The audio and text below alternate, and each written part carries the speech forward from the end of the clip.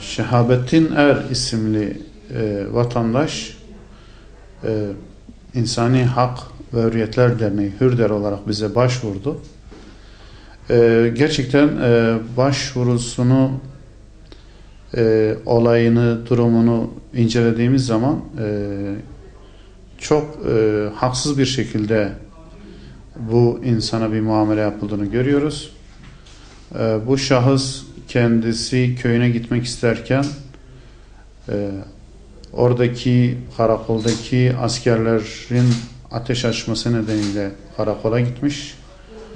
Orada da rahatsız olacağı şekilde kendisine konuşmalar yapılmış ve bu nedenle kendisi BİMER aracılığıyla bu karakoldaki askerleri şikayet etmiş. Olay bu.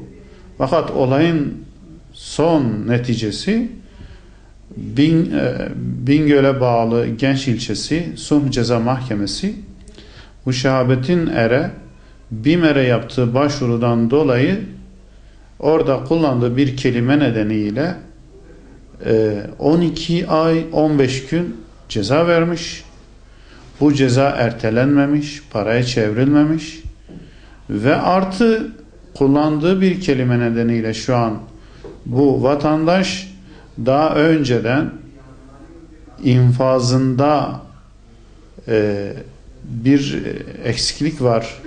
İnfaz yanması nedeniyle daha önceki çektiği suçtan dolayı bu şahsın o kalan cezasını da yatması söz konusu. Yani gerçekten büyük bir haksızlık olacak.